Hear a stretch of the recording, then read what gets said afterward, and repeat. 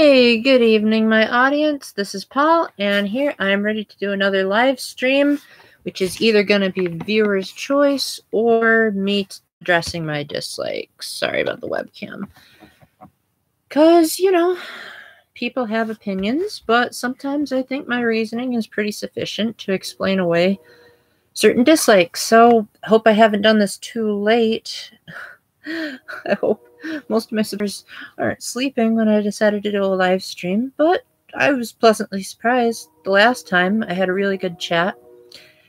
Anywho, so I wrote down a list of my disliked videos. Like, even if they got one dislike and 32 likes, I still put it on there just to see, okay, so where did I go wrong? Maybe I can shed some light on, maybe I really did make a crummy video. Who knows? So I'm going to go from oldest to newest for a change. Because my very first video just recently got a dislike.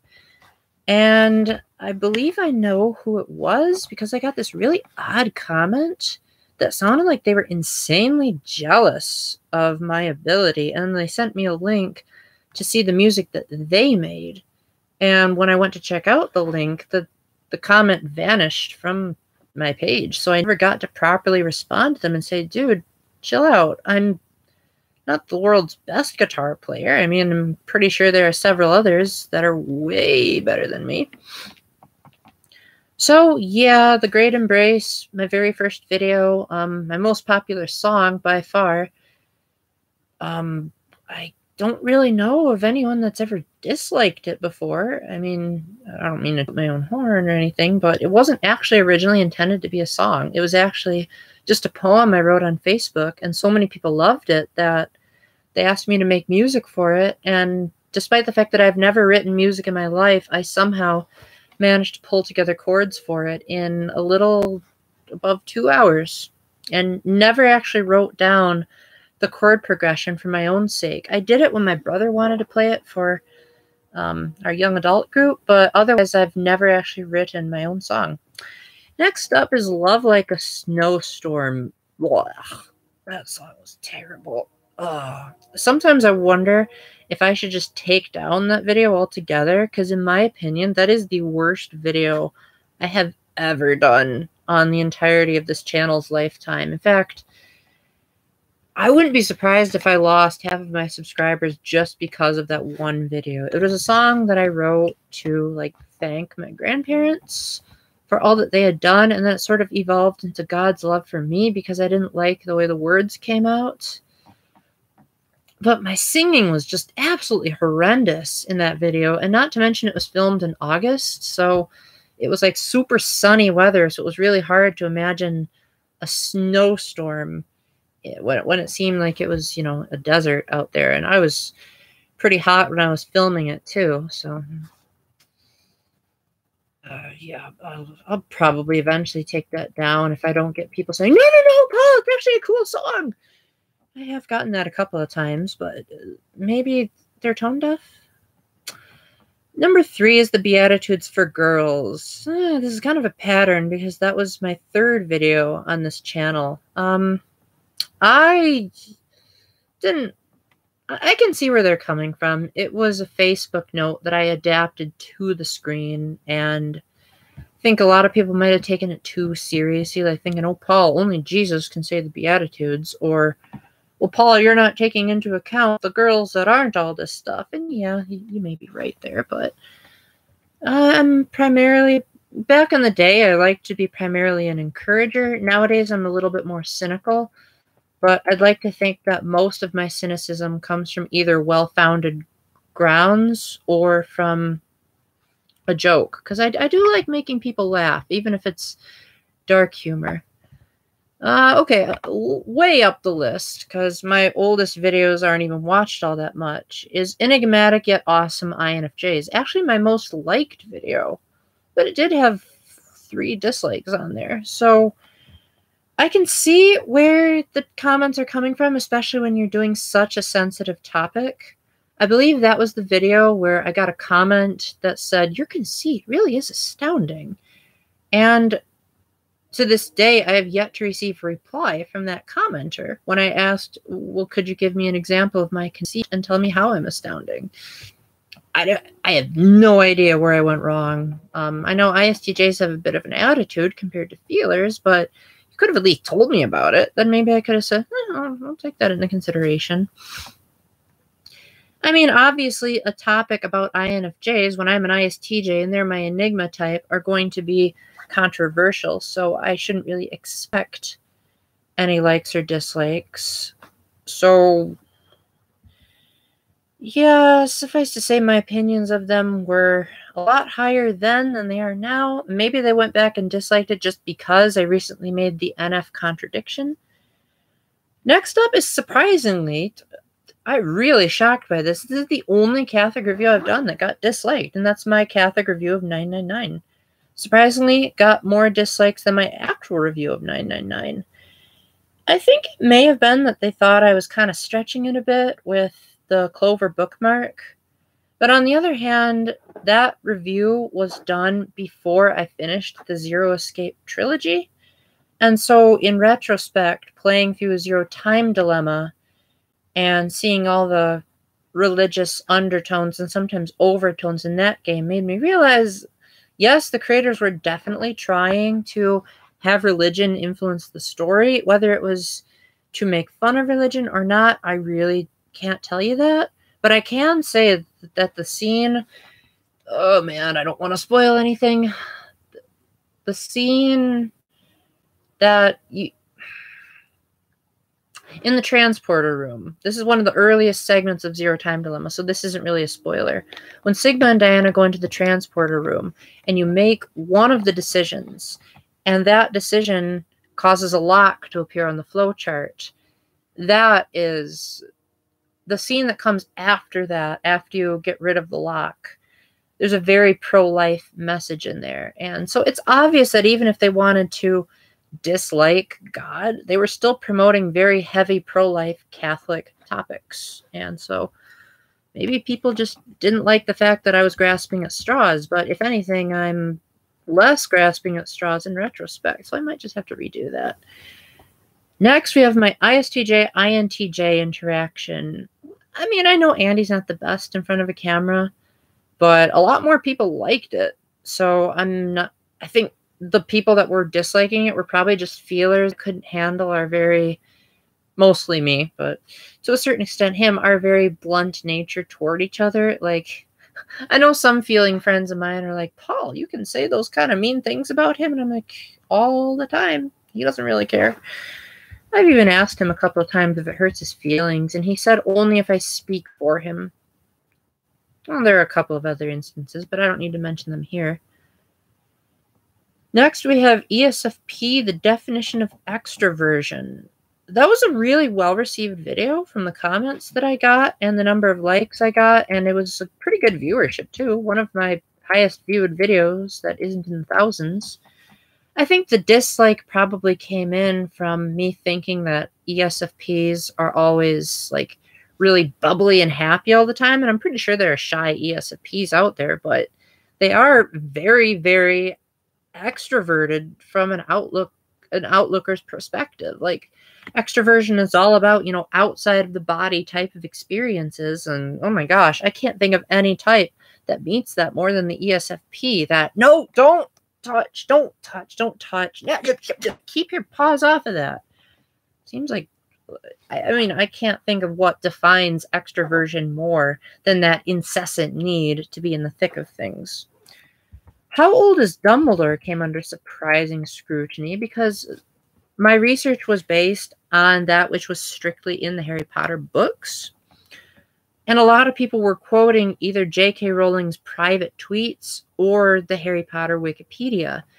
And I wasn't a huge fan of that because in order for something to be considered canon, it should be in the books. And if someone makes a statement that contradicts the books, then they ought to have made a statement clarifying that they made a mistake, which J.K. Rowling didn't do. So I based Dumbledore's age off of how the books presented the math, the years that were mentioned, the ages that were mentioned, all of that I took into account.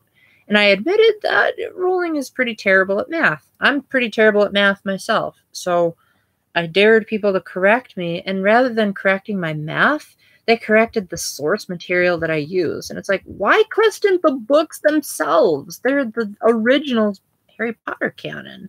You're going to tell me that nothing in the books is canon? Well, if that's the case, you might as well just take Deathly Hallows out of the 7th book and just call it Harry Potter and a bunch of pointless dialogue. That doesn't seem like a very marketable title. Next up is my interaction with Danielle and Matt, part 1. We actually had to split that interview into 2 parts because we had so much to say that we didn't want to make it a 40-minute-long video. I haven't watched that in a while, but I'm pretty sure it's just a matter of people having a hard time with the way ENFPs talk. Now, I know Danielle has questioned if she's an INFP or an ENFP recently, but one thing is for certain is NFPs do have trouble with focusing sometimes, and they do kind of sort of jump around a bit. I admit that I do that too, but ENFPs have a sort of extreme way of doing it. Like, it's hard to describe if you don't know an ENFP personally, but I go to a prayer meeting every week, and there are 2 ENFPs in the prayer meeting, and they're both dating. Might as well just say who they are. You've seen Dan and Evelyn on quite a few of my videos. And those 2, like, when they change topics, it's so out of the blue that it, like, actually catches me off guard most of the time. Whereas with me, I usually have some kind of segue to lead into it. They'll just, like, with no warning whatsoever, just completely change the topic and won't have a segue. It's actually kind of hilarious. Like, Evelyn might see a bunch of fruit snacks and start talking about the health problems associated with it. And it's just like, okay, we're going from, hey guys, how are you doing, to that. Interesting. Next up is my top 10 Professor Layton versus Phoenix Wright songs. I mean, I expect people to dislike it. Songs are a matter of opinion, and nothing I can say will convince people otherwise. I think there was a commenter that was upset at me for using art that was intended for her friend that I thought was official art for the game. So I ended up taking the picture down, and now I just have it a generic picture of Layton and Phoenix pointing their fingers. If that's the case, that doesn't warrant disliking the entire video. But, I mean, I did apologize, and I did put it up. Now I just don't know why that person unsubscribed. I mean, am I really that bad of a YouTuber? Next up is my interaction with my ESFP friend, Teresa. I totally get where people are coming from on that, because we... Oh, that's my cell phone. Oh, okay. Thank goodness I didn't finish that. I don't think my audience is ready to hear what my custom ringtone is. So, my ESFP interaction. Yes, it is raining outside. It makes for a lovely background noise. The webcam was extremely, extremely glitchy. It took us probably about 20 takes just to get that. And then eventually we just decided to go with it because we figured people would probably just treat it like a podcast anyway if they really wanted to hear what we had to say. I know I was a little more tired than usual, but that's probably because Teresa is so extroverted that, like, even when I'm on my hyper days, it makes a monkey out of me. So it could have also been the fact that some of what Teresa was saying was kind of fast, but that's just how extroverts talk sometimes. And maybe they didn't like all of the intuitive bias that we were talking against. But you got to remember that both of us were dominant sensors, except for her, it was extroverted. For me, it was introverted. So when both of our inferior functions are an intuitive one, of course we're going to mention what we don't like about intuitives because they're confusing. Intuition is on our 8th spot on the function stack. So what were people expecting there? Next up, I think I actually saw the commenter that put the dislike on here, was my interaction with Kara and then the special guest appearance where Danielle just popped up behind the couch. And even though that part was scripted, Matt's laughter wasn't. And, like, half of the remainder of the video, Matt was laughing so hard, the camera was literally shaking like this. And this time I'm purposely making the video jumbly. And I know that that commenter said that they couldn't focus after that point, but I mean, the original intent of the video was for me to interview Kara because, you know, she's so mysterious and reclusive. I had to get some information out of her. And maybe they figured that Danielle showing up sort of interrupted the flow. Personally, I love the fact that the fact that Matt was laughing. I think it added a lot to the spontaneous nature of the ENFP and just how goofy and out of the blue they can be. Next up is my video on ENTJ. I called it the business powerhouse. What else are you supposed to call them? ENTJ, the heartless, cruel people? Somehow that just didn't seem right to me. I have made it pretty well known by now that ENTJ is my least favorite Myers-Briggs type, yet I did do a podcast with one, so I don't think all of them are bad. It's just that it seems like the ones that I've heard about make for just the most nightmarish type of people you can imagine. And maybe people didn't like the fact that I couldn't see the good in an ENTJ. I don't know. Even though I spent like a good 10 minutes talking about my ex-boss, who I really miss a lot, and I even imitated him when I did my unboxing galore video. I really liked my ENTJ boss. I didn't like him at first. Oh man, did we have problems. But eventually I grew to appreciate his sense of humor, however twisted and feelingless it was. Next up is my Skyward Sword review. Not really sure where I went wrong in the review itself, besides that I said it was a good starting point for the Zelda series. And I know I said this in my reviewing my disliked videos video, but I definitely think I should have said that A Link Between Worlds was a better starting point. I mean, Breath of the Wild, I would say that it's a good starting point, but the thing is, it doesn't really feel like a Zelda game. It feels more like an open world game with Link in it, kind of like how Hyrule Warriors is a Dynasty Warriors game with Zelda characters in it. Whereas A Link Between Worlds, it feels like a Zelda game. And so it does deserve, like, hey, if you don't like Zelda, you should start out with A Link Between Worlds. Then there's the ever controversial ENFJ, the Emotional Bulldozer, which is where the dominant introverted thinking, inferior introverted thinking really showed itself in that video, because I stated pretty much right off the bat that the video was intended to be aimed at ENFJs under stress, not the average ENFJ, but yet somehow the ENFJs watching that video did not pick up on that. And they just picked up on the fact that I was just being overly negative, when the intent was to pick on them in the inferior function. Which, actually, now that I've had more experiences with ENFJs, I would probably have worse things to say. But I did make an amended video showing everything I liked about them. Although, admittedly, both of those videos were made before I started dating Autumn.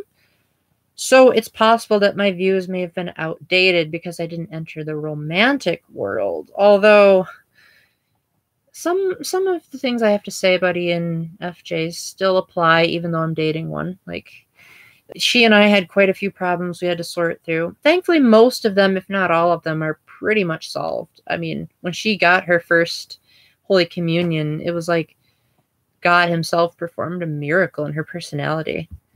Next up is my review of Four Swords Anniversary Edition. I'm not even going to try to defend this because it was pulled off of the DSiWare shop and the 3DS eShop, so you can't even get the game anymore unless you're doing an illegal ROM hack, and since I don't endorse illegal ROM hacks, I'm just going to pretend that such people don't even exist, or at least the part of them that downloads the hack doesn't exist. You don't want to pretend that people don't exist. I mean, God loves everyone. My Hyrule Warriors review also got a dislike. I haven't watched that video in a while, so I don't really know what to say as far as what I did wrong. But I will say that I regret the fact that I didn't play through all of the DLC, even though I said it was a post-DLC review. I wish I had gotten to know the characters more and maybe tried out more than just one adventure map when there were actually 4 in the original Wii U version. I think my biggest problem was saying that it was a post-DLC review, yet I mostly reviewed the main game, And then trying to talk about the DLC without talking in depth about it was a huge problem of mine, and I'm really sorry about that. Thankfully, I also reviewed Hyrule Warriors Legends, and that didn't get disliked, so maybe they thought I did a better job with that, even though I made all of the same mistakes, so what gives? Phoenix Wright Ace Attorney Trilogy is my most popular video game review, but yet it's also the one that got the most, or well, it tied for the most dislikes with Cube Shift. And I think I did a pretty solid job reviewing the game. So I don't know where the heck I went wrong on this, because so many people have gotten into Ace Attorney because of this review. And I've also gotten the most comments out of any video game review because of this one. So I think it was just people being nitpicky, or I don't know, the fact that I acknowledge the fact that there's an HD trilogy on the iPhone. But I don't focus on non-Nintendo stuff. I'm going to openly admit I have a bias toward Nintendo. And I'm not going to take it back, because Nintendo was what got me into being a gamer. I loved Nintendo Power. And now that they're kaput, I'm going to try to carry on their legacy as best as I can with my little editing skills. So this is an odd one. So I had two versions of my Is Satan a Good Guy debate. One was just me talking to the camera like always. And the other one was where I imitated both Phoenix Wright and Rumpelstiltskin debating it out using their respective skills. The interesting thing is that my serious version got more dislikes than the courtroom one, which I'm really shocked at, because you'd think using Phoenix Wright from Ace Attorney and Rumpelstiltskin from Once Upon a Time would cause a lot of ire, especially when you have as serious of a topic as debating if Satan has any redeeming qualities. Maybe they couldn't handle the overabundance of theology? I have no clue. Then again, I haven't watched that video since I posted it, so if one of you is, well, currently it says there are 0 viewers, so I don't know. Someone mentioned in the comments section once this video is over, maybe I'll figure it out. And Super Mario Sunshine review. Yeah, of course, people are going to disagree that I actually like Super Mario Sunshine. Now, I'm willing to admit that the game has problems. There are some episodes that are really frustrating and unintuitive. But I think a lot of people's problems with Super Mario Sunshine don't necessarily have to do with the game itself, but more of how it handles itself as a Mario game. To which I say, you've lost your mind. This game handles exactly like a Mario game. In fact, I would say, besides Super Mario Odyssey, this is the best controlling Mario game I have ever played. I'm one of the few people that never had a problem with the camera. In fact, I praised it as one of the best cameras I have ever had the pleasure of controlling in a video game. Now, could that be based on the fact that Super Mario 64's camera was a piece of work? Maybe. But this video was also made after I had played Super Mario Galaxy, and that had an auto camera. And I still said it was one of the best cameras ever made for a video game. Also, the hover nozzle feels like a perfect extension to Mario's jump that's well in league with the Tanuki leaf. And the squirt nozzle feels like a natural evolution of the fire flower, except with water. I bet if there was a 3D Mario that had the water flower as a power-up, no one would have thought otherwise. Maybe it's because the game puts so much focus on the water pack that people don't like it. And then most of the sunshine... You can tell I haven't played this game in a while. Most of the shine sprites that people didn't like were shine sprites that were optional, like the pachinko machine. Yes, it was terrible. And I don't think I ever actually beat it myself, but you don't have to do it. You only have to do the first 7 episodes of each world, and then you can go straight to the final battle, making the blue coins completely optional. So if people are complaining, oh, Paul, the blue coins in that game are terrible, just don't get them. I mean, a lot of them, if you're using them to restore your health, they're like pretty easy to find. So you just grab them as a sort of pick-me-up and just ignore the rest. I can see completionists hating this game to pieces, but I'm not a completionist. I was reviewing it from a casual perspective. Maybe I forgot to clarify that, but I didn't know that had to be a thing in video games. Fire Emblem Shadow Dragon got a dislike and not a like, which also surprised me because my Radiant Dawn review got a like, and I thought for sure that video would be panned, because everyone seems to hate Radiant Dawn, except for me, which I think is my favorite Fire Emblem game, which I do have a script for my Everything Radiant Dawn video. I just haven't made it yet. I think with Shadow Dragon, I said it was the worst Fire Emblem game that has yet been made, and I still stand by that. I mean, yeah, I didn't like Heroes either, but I consider Shadow Dragon to be the worst on a Nintendo system. Heroes was on the iPhone, so it doesn't really count. Although in Heroes' defense, it does have a good opening theme, and I like most of the voice acting that they did. But Shadow Dragon doesn't even have voice acting. And the DS was capable of that. I mean, Professor Layton's games had pulled it off before Shadow Dragon came out. It's just that it was such a basic Fire Emblem game. I mean, it had the horsepower to have everything that Fire Emblem for the Game Boy Advance did, but it didn't. Instead, it just sort of stuck to being a by-the-books remake of the original Famicom game, when it could have done the innovations that other Fire Emblems had done, such as the support system, rescuing, base experience. Instead, it's just... I mean, when you're making a remake of a game, that's your opportunity to fix what didn't work, as well as modernize it for the current audience. And the game failed to do that except for its prologue chapters. If the entire game had been like the prologue chapters, I might have actually really liked it. But alas, I guess America just wasn't ready for Fire Emblem, and this remake just proved it even more. This next one is when I interviewed my girlfriend Autumn when she figured out that she was actually an ENFJ instead of an INFJ, and somehow this one got a dislike, which surprised me. This is one of only 2 videos I've done with Autumn that have gotten a dislike. You would think more because, again, Autumn's not really a natural in front of the camera. Maybe it's the fact that we talked about what was mysterious about INFJs that didn't fit her. Maybe it's the fact that she wasn't used to being on a camera and people didn't like that. I don't know. I will say that we do have a tendency to interrupt each other a lot, so that could have been the case, that we didn't really flow very well. But then a lot of people have also said we have good chemistry, so who knows where I went wrong there. Recently, my review of Yoshi Topsy Turvy got disliked. And I'm pretty sure I know the reason for that is I co-reviewed that game with Autumn because she actually beat that game, and I didn't. I could not stand that game. I actually pulled up an actual quote from a YouTuber known as the Wii Viewer, and I pulled up his review of Cosmic Family, where he said, "Cosmic Family for the Wii. This has got to be one of the stupidest games I have ever played." And I said that was basically how I felt about Yoshi Topsy Turvy, because I had to do it in his voice with his terrible microphone and all.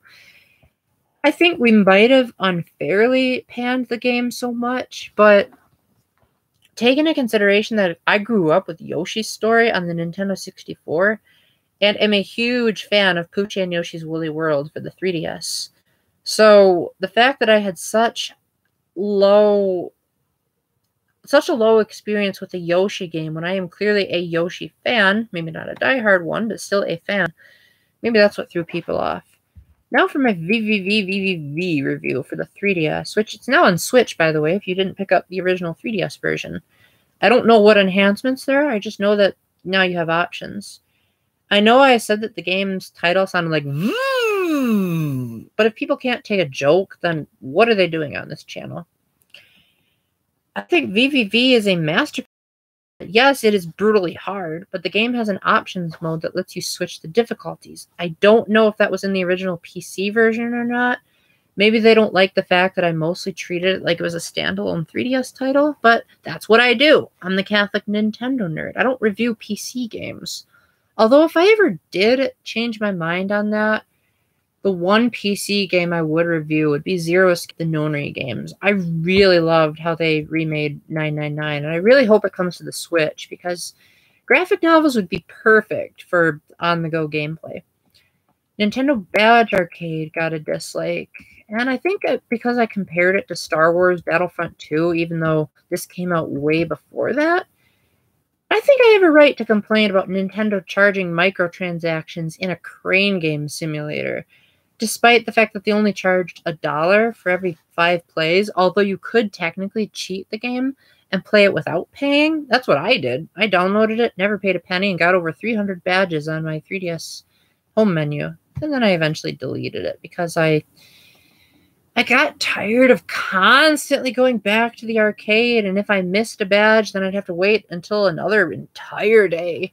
And it was just stupid and unnecessary, and I think it would have been better if Nintendo just did what they did with the 3DS theme shop, where they just had the badges in a shop and you could purchase them in packs or individually. Next up is, this was actually disliked before it finally got a like recently, and that's when I talked about platonic friends in a romantic relationship. So, in retrospect, 2 things you got to know about that video. First off, it was filmed in, shoot, I don't want to say where it was filmed, because I don't like giving personal information, but it was filmed on location, obviously, so maybe the microphone quality wasn't the best. Also, the girl that filmed the video was the very first girl I ever asked out, so the fact that she agreed to make a video on that topic is in and of itself proving my point that platonic relationships can indeed survive despite romance. Autumn has never objected to us hanging out. I don't think the 2 of them met, but I don't think she's ever said anything against it. I mean, she knows about the second girl I ever asked out. In fact, we even have been in quite a few pictures together with her, so obviously, the wounds have been, or the hatchet has been buried, however it's been said. I recently got into a dispute with a friend who conveniently is an ENFJ. Ugh, my troubles with NFs will never end.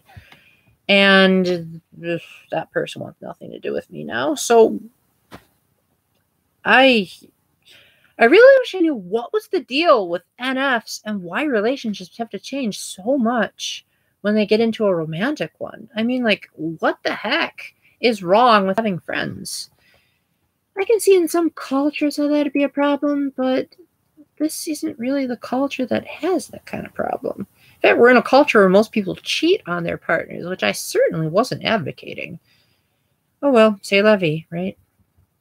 My coworker, whenever I say that at work, he says, "La vie, man," because we like imitating Jamaican accents.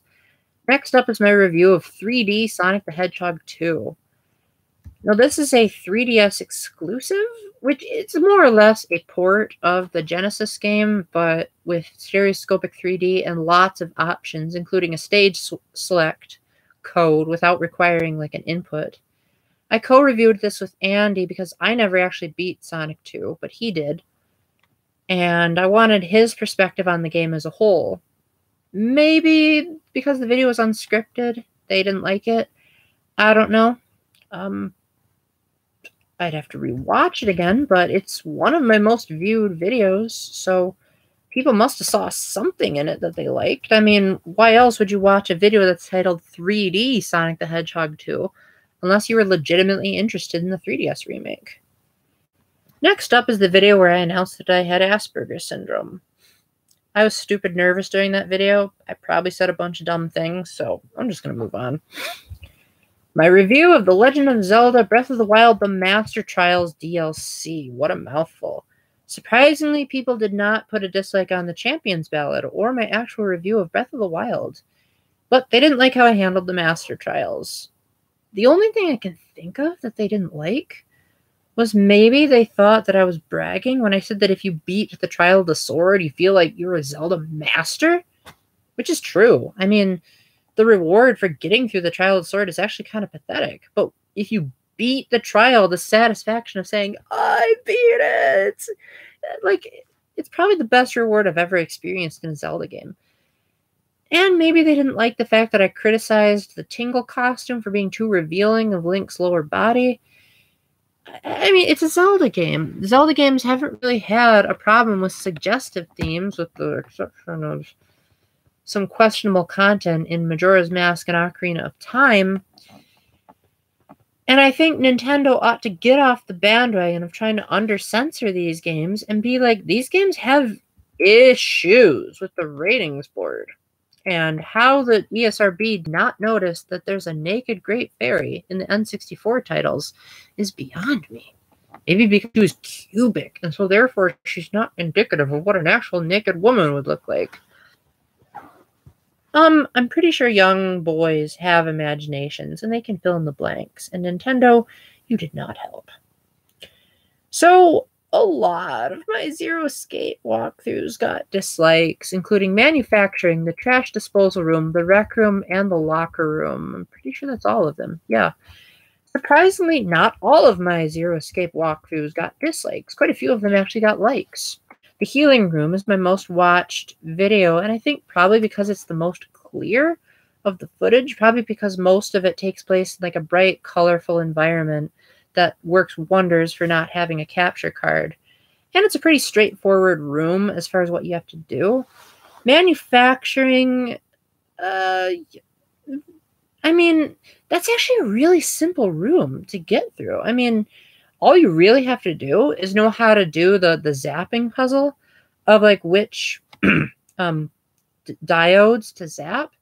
And then after that, even if you didn't watch my video, all of the solutions to the puzzles, except for the removing the screws from the pendulums, are spelled out for you on little sheets that are scattered along the table. So maybe they didn't like the fact that I had to hold the stylus with my left hand and cut the right wires. Beats me. For the rec room, that's a pretty long room, so I don't blame them. And the fact that it's pretty hard to see the pieces of the heart that I was trying to put together. Yeah, I know. I really need a 3DS capture card, but unfortunately, unless Nintendo makes one themselves, that's not going to happen. Because believe me, I tried. I've gotten enough money in the bank where I think buying one wouldn't kill me, but I would need to take apart my 3DS and void my warranty, and I do not want to do that. So I decided against it. And besides, most of them are like the European or Japanese versions, and I'm pretty sure that the capture card has to be region specific, and I obviously do not belong to either region as much as I can imitate their accents. Trash disposal room, yeah, I can see why they didn't like it, because spelling out the 3-letter password on the slider at the very beginning is pretty hard to see. There's a clue for it on the wall, but maybe they didn't like that. Maybe they didn't like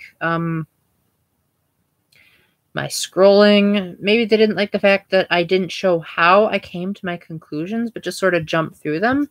But that's a problem that I think I made with my Zero Escape puzzle rooms in general, and that's I didn't clarify that these were speed runs. They weren't supposed to be how to solve the puzzle, but more of just solve it.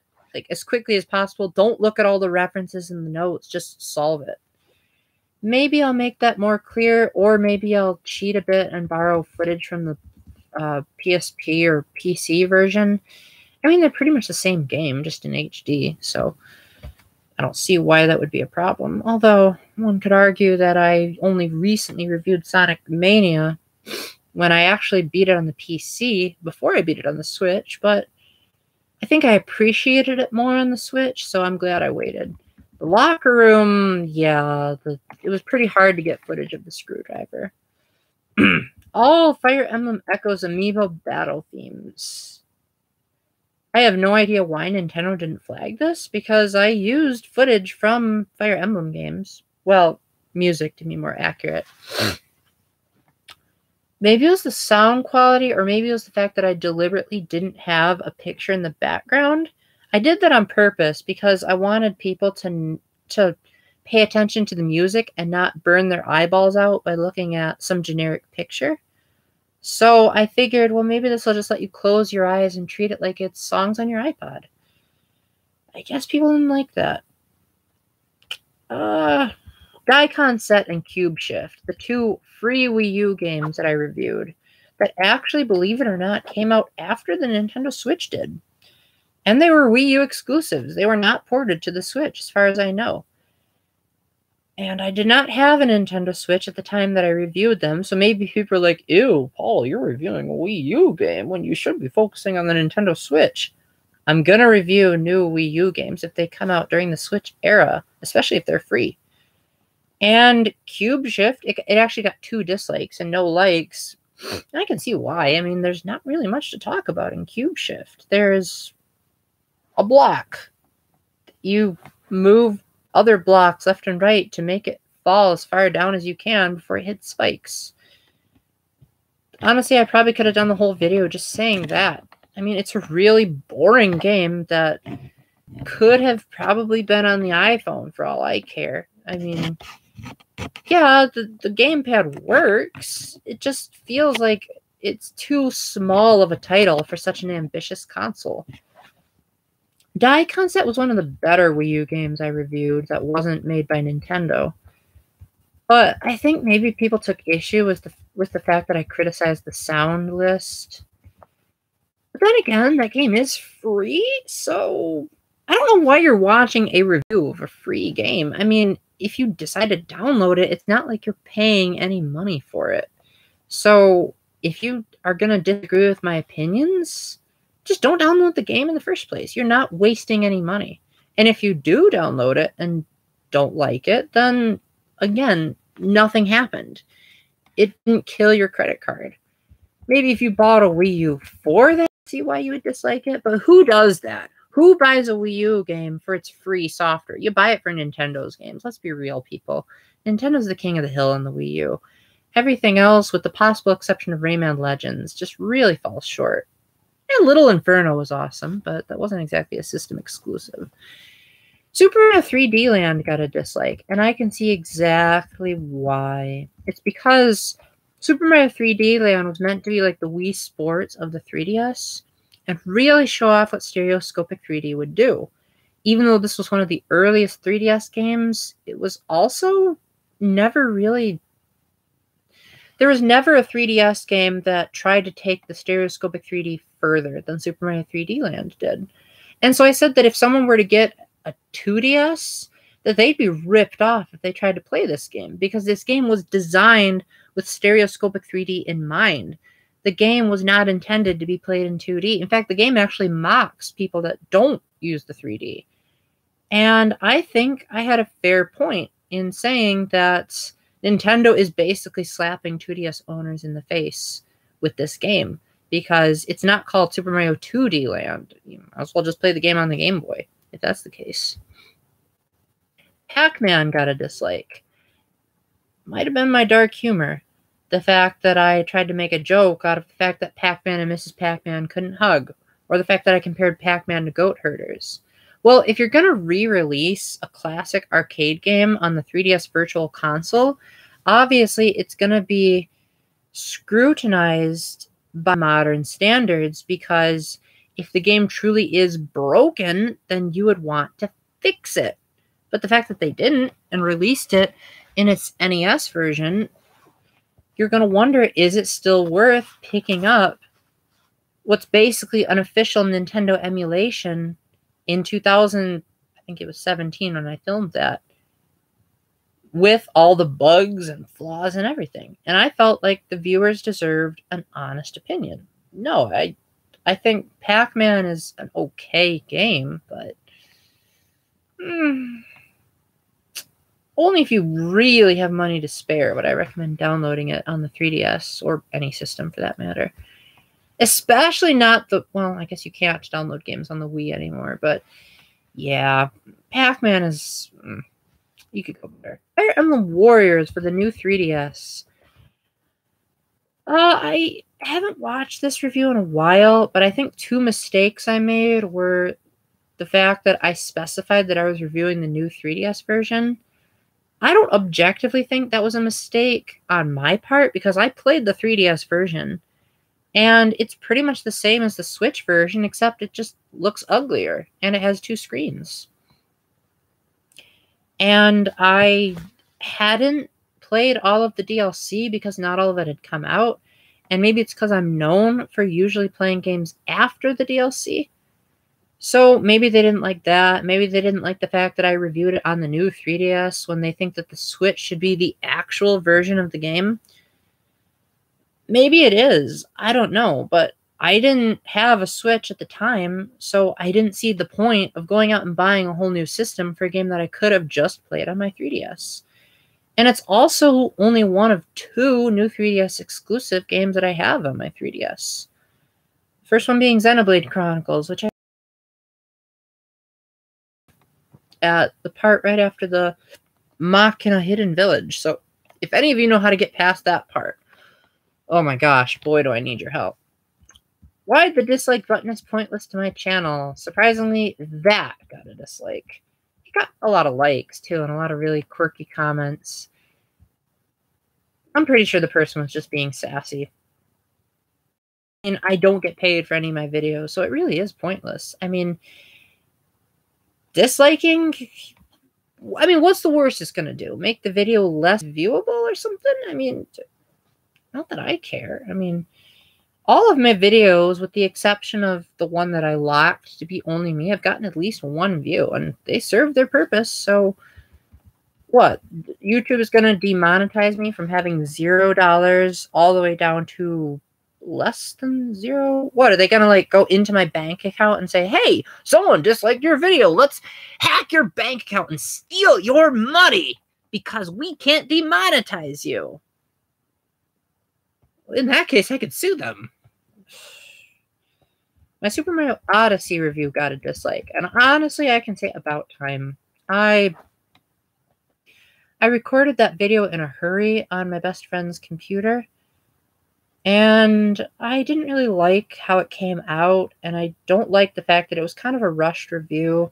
I would re-review it if I could, but in that case, I'd have to re-review a lot of my old video game reviews, and I really don't want to do that.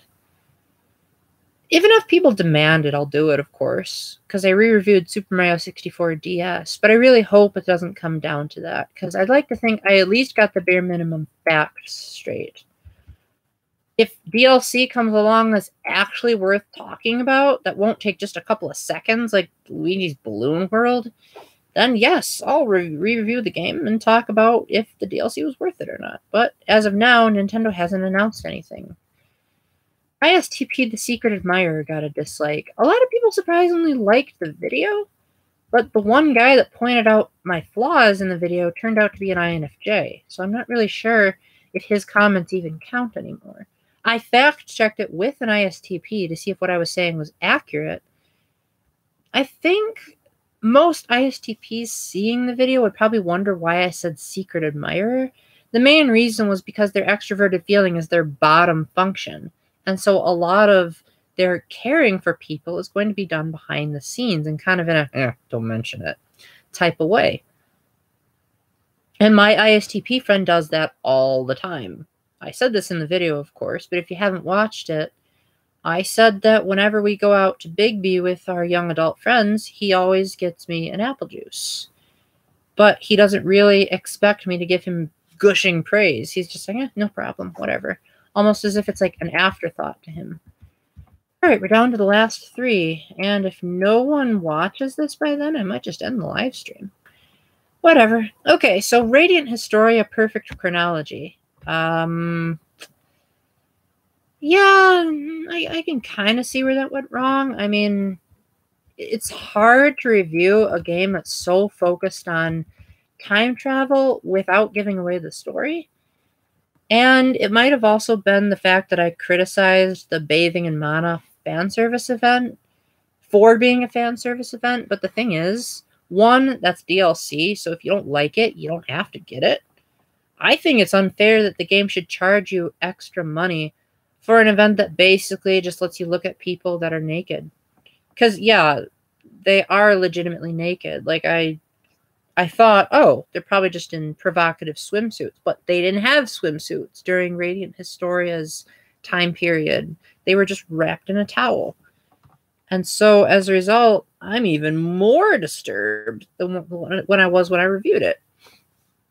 Because the thing with Radiant Historia is that it came out, and then within just 3 weeks of its release, all of its DLC had already been re-released. So for once, I got the game on the day of launch, but I was able to review all of its, well, most of its DLC by the time I had reviewed it. So I was actually on time with the DLC and all. Maybe I didn't make enough references to the original Radiant Historia. Maybe the fact that I hadn't played the DS version was a downfall. But my best friend did, and we did a dual review of that game, which I haven't seen since I played the 3DS remake, so I'd be interested to see what his perspectives are. We've been planning on doing a choose only one video for a while, but we keep forgetting about it because he's been wanting me to replay the game on the 3DS so he can see the new story content. So that might take longer than I thought. So Sonic 3 and Knuckles, when I reviewed it, that got a dislike. And then again, it's only gotten 2 views, so I'm going to hold out. I think the reason why people didn't like the review is that I kind of sounded like a bumbling idiot. But it could have also been the fact that I didn't really acknowledge that much that the game was a Genesis game, or the fact that I made a joke that I wish that Super Smash Bros. Brawl would have had Super Smash Bros. For Wii U stacked on top of it, and then we would have had an HD Subspace Emissary. Because, yeah, I'm one of those people that was not happy when Sakurai announced that he would not have a story mode in Smash for 3DS and Wii U. If he doesn't fix this for the next Smash game, they should just kick him out, because he sort of acts like his reasoning is the only reasoning in the world at times. And while sometimes he has some really good points, sometimes it's like, Sakurai, you're one man. Video games that are developed by one man are called indie titles. Smash Brothers is not an indie title. It's a big name company, or it's made by a big name company, and it's published by an even bigger one. So you should treat it as a team effort. You should respect your fans, and if they want a story mode, give them a story mode. They're the ones who are buying the game, and you might have just turned people off from the game by denying from them something that they liked. And what was easily the defining factor of Super Smash Bros. Brawl in the first place. Finally, one of my most recent videos, can a person be LGBT and Catholic? This live stream is almost going on an hour and I've got no views, so I'll just make this quick. People are going to disagree because it's a touchy subject. Not going to defend myself. I said what the church teaches, and if people don't like it, they're either not Catholic or they're just being disagreeers. Oh well, with that said, for anyone who caught this live stream late and where it's not live or you're just watching it, hope you enjoy my explanations. I really hope the comment section will work. If the comment section doesn't work for this, let me know in another one of my videos. I don't care which one it is. Just let me know and I'll see if I can fix it. And so until the next time, thank you very much for the whopping 0 of you that did not watch this video at all. And until the next time, keep the faith, stay epic, and God bless. Bye. Hello. Hey, Paul.